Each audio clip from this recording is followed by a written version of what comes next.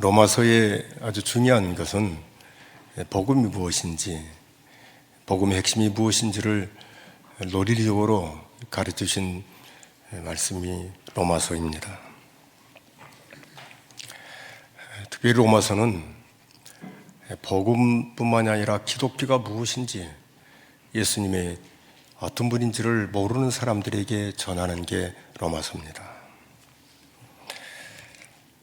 어떻게 하면 기독교를 바로 알게 하고 진리를 바로 깨닫게 하고 예수님을 바로 믿을 수 있게 고민하고 염려하면서 쓴 편지가 로마서입니다.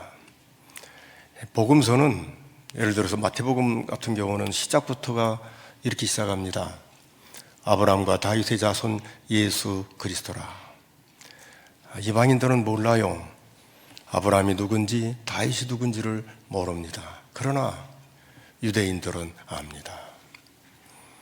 아브라함이 믿음의 조상이라는 것도 알고 다윗이 그들이 사모하고 이런 왕이 또 다시 오기를 원하는 그런 참 존경하는, 아니 이스라엘 모든 민족에게 있어서 그런 나라가 다시 회복되고 이루기를 원하는 게 다윗의 왕국이었습니다.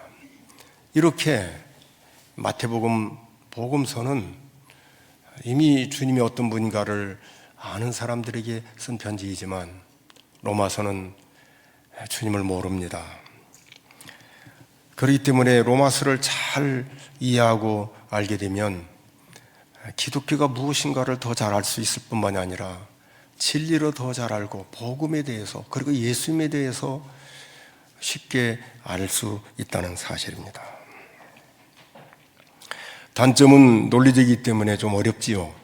그러나 이게 체계 있게 전하기 때문에 그 논리를 따라가면 훨씬 더 쉽게 진리를 깨달을 수 있는 장점이 되는 겁니다.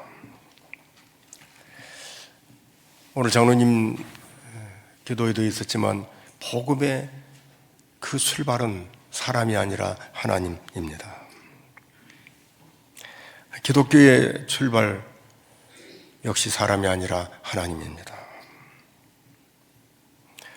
인간의 필요에 의해서 기독교가 생긴 것이 아니라 인간은 무지하기 때문에 아무것도 알 수 없는 이런 인간을 하나님이 사랑하셔서 우리를 구원하기로 작정하시고 하나밖에 없는 독생자를 이 땅에 보내시겠다고 계획하시고 이루신 그분이 누구냐면 하나님이십니다.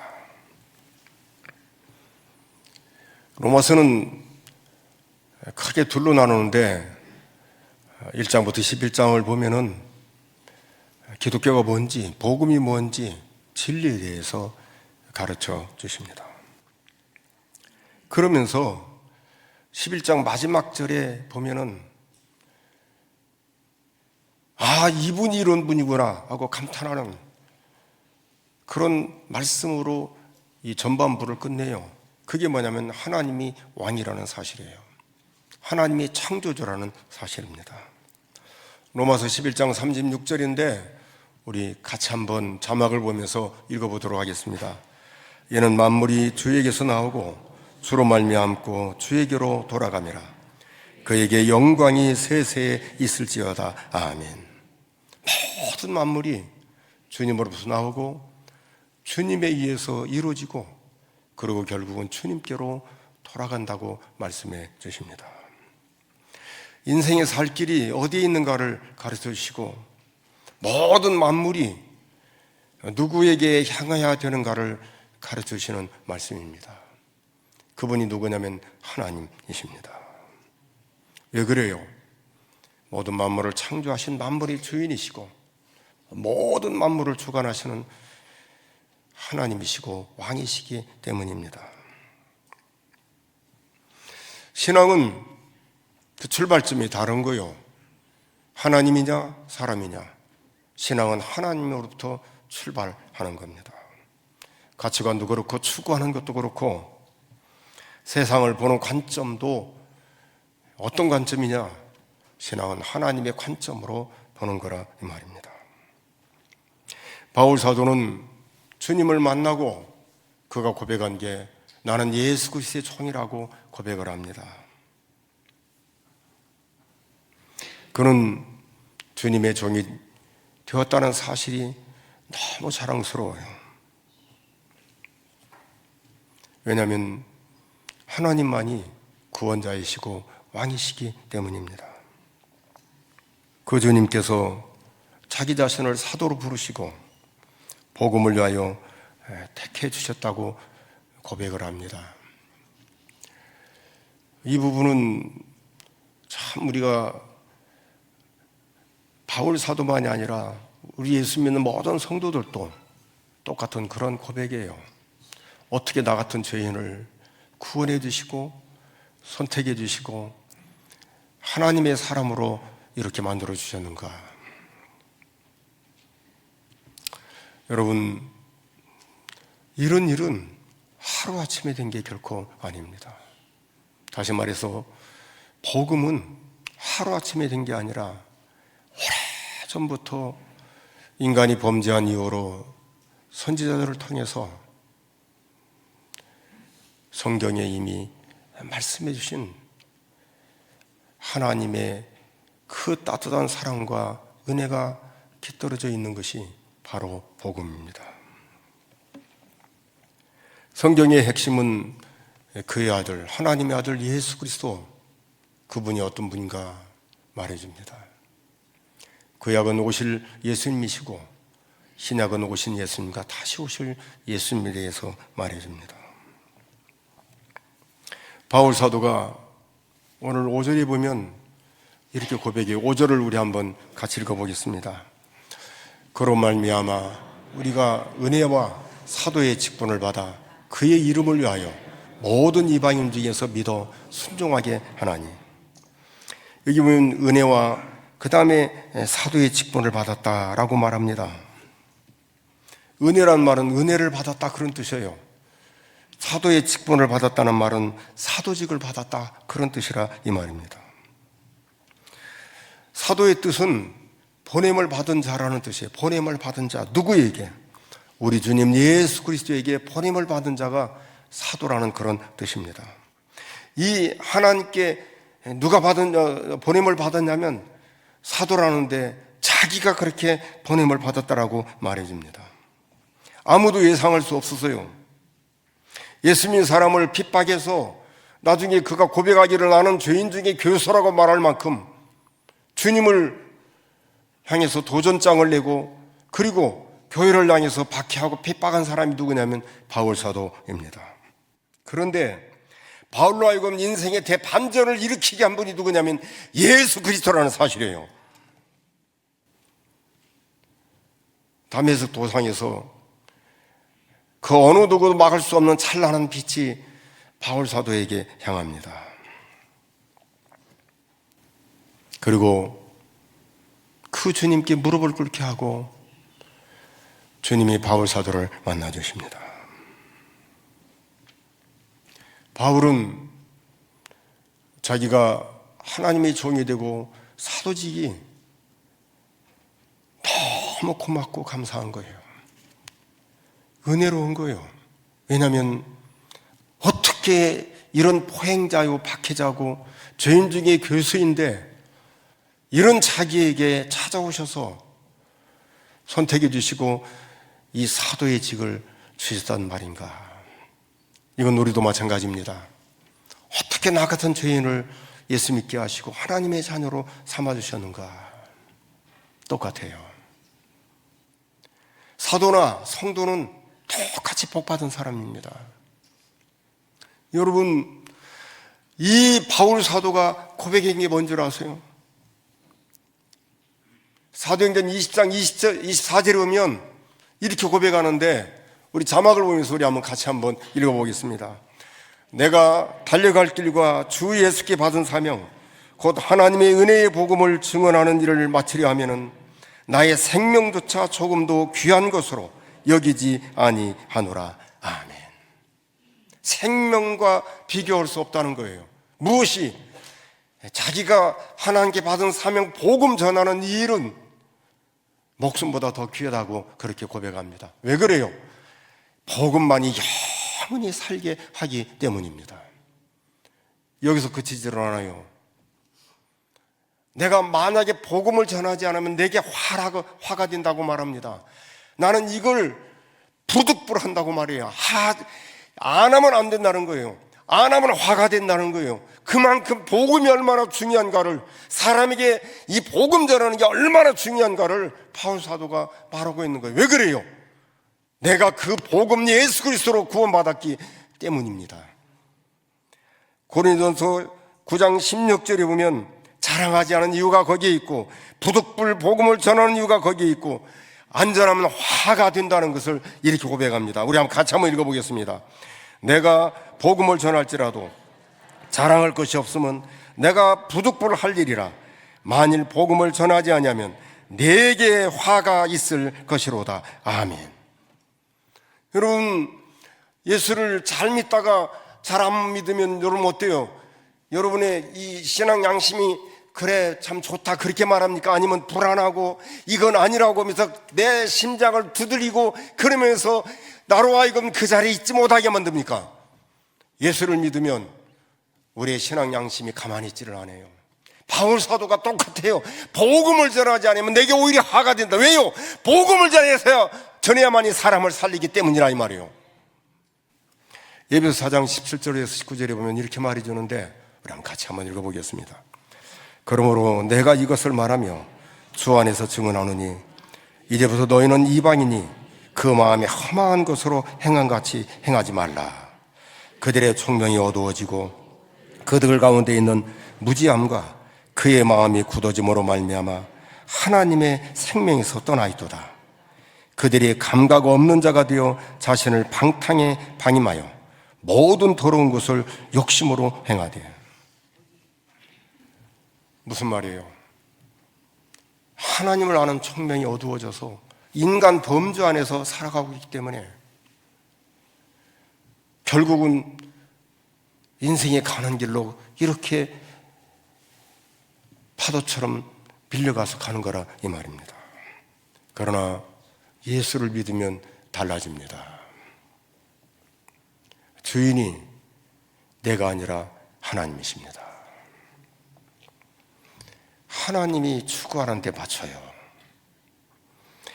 의와 거룩과 진리로 살기를 원하고, 그리고 그 방면에 살기 위해서 노력하고 애를 씁니다. 그런데 그 마지막에 도달하고 보니까 영광의 주님이 그곳에 계시고 나를 환영하는 거예요.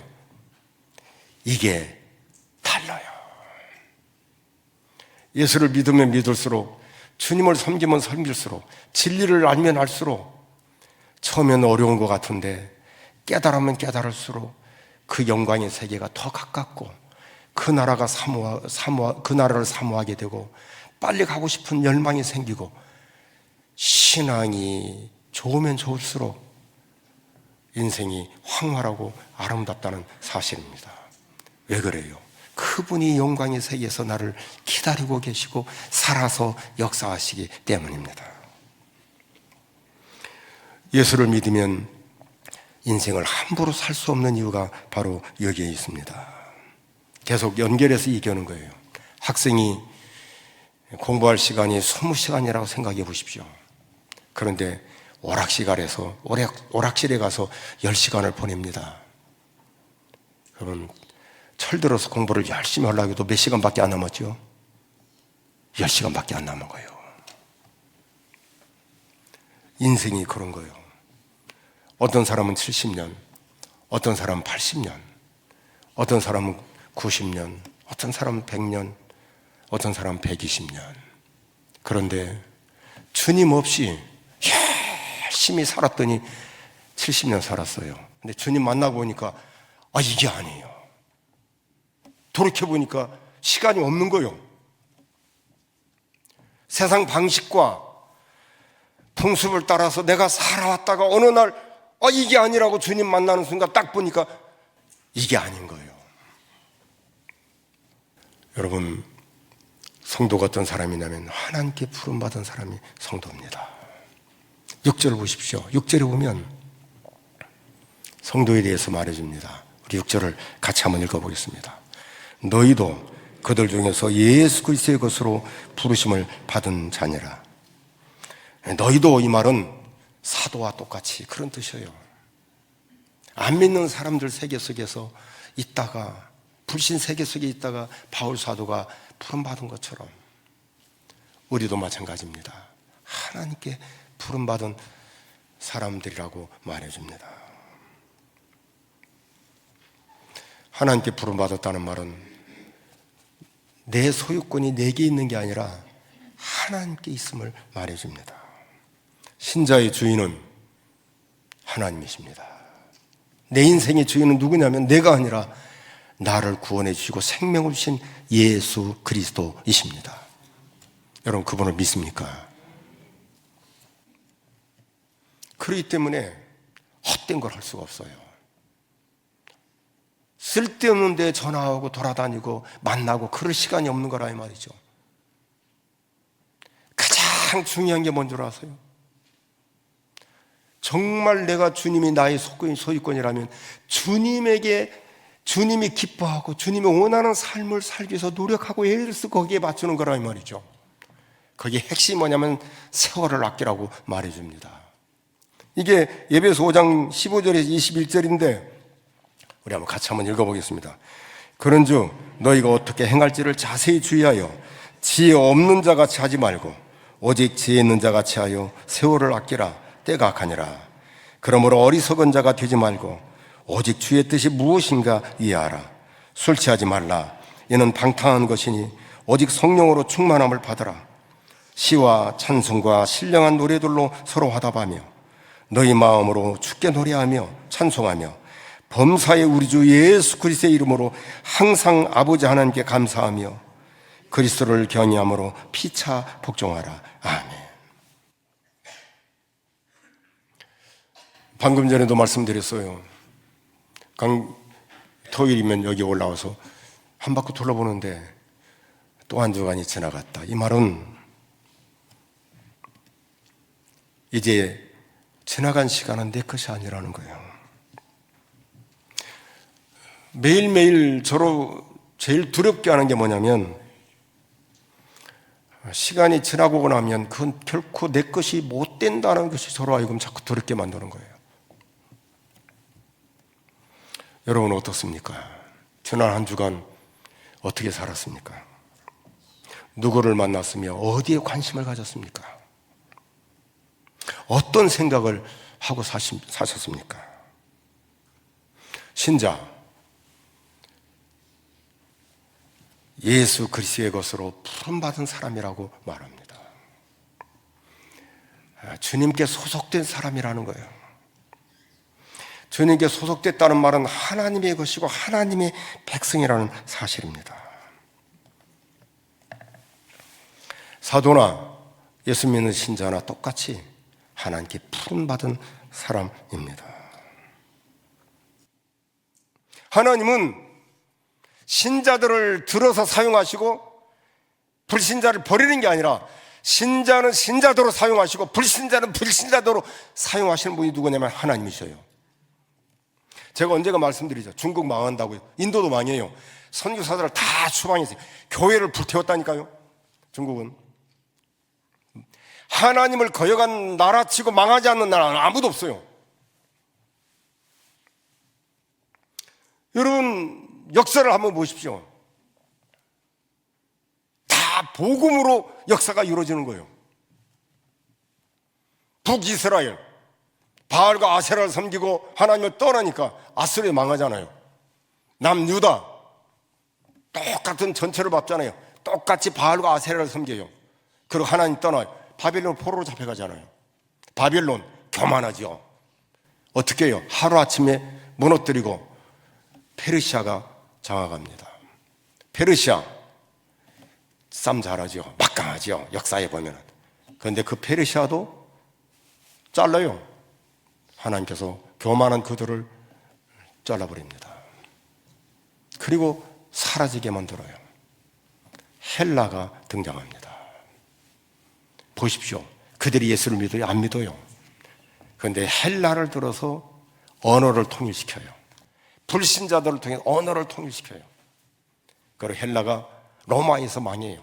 로마를 통해서, 로마가 얼마나 기독교를 핍박했습니까? 그런데도 불구하고 문화가 꽃피면서 모든 도로를 타내요. 그리고 예수님이 태어나요. 뭐예요? 복음을 전하는데 기반을 다 닦아놓은 거예요. 신자는 신자답게 하나님 쓰시고, 불신자는 불신자답게 쓰시고, 역사의 모든 주권은 누구에게 있어요? 하나님께 있다는 사실입니다.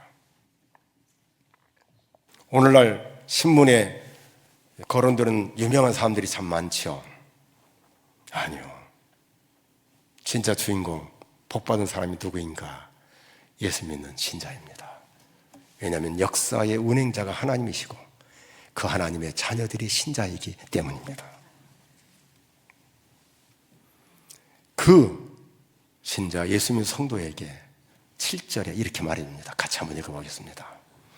로마에서 하나님의 사랑하심을 받고 성도로 부르심을 받은 모든 자에게 하나님 우리 아버지와 주 예수 그리스도로부터 은혜와 평강이 있기를 원하노라. 아멘. 성도는 로마에 있다고 그래서, 로마에 있다는 말은 지금 유대가 아니라는 거예요. 이방인. 그러나 이방인에 있어도 예수를 믿으면 하나님의 사랑을 받은 자라고 말합니다. 이 말을 다른 말로 말하면 한국에 있어도 예수 믿는 사람은 하나님께 사랑받은 사람이라는 거예요. 누가 주인공이냐면 예수 믿는 너희들이 주인공이라 이렇게 말합니다. 그들을 성도라고 불러요. 그런데 그들에게 두 가지의 복을 주십니다. 하나는 은혜와 또 하나는 평강입니다. 은혜와 평강이 있기를 원하노라. 이건 하나님께 부름받은 성도만이 누릴 수 있는 복입니다. 불신자에게는 이런 인사도 할 수 없고 이것을 그들이 누릴 수도 없습니다. 평강은 예수 그리스도를 통해서 하나님과 화목하게 되는 게 평강이에요.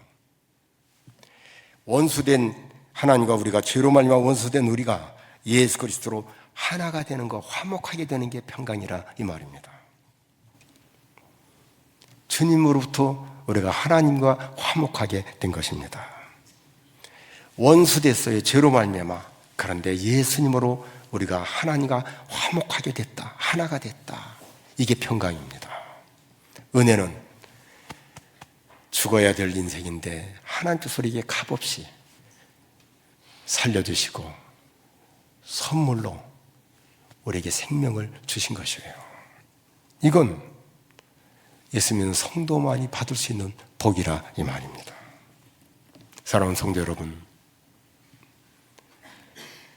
오늘 짧은 구절이지만 사도 그들이 누구인가? 하나님께 보냄받은 자고, 그리고 이방인 중에서 예수를 믿어 순종하게 하는 이 일을 위해서 선택받았다고 말합니다. 성도도 마찬가지예요. 하나님께 부름받은 사람이에요.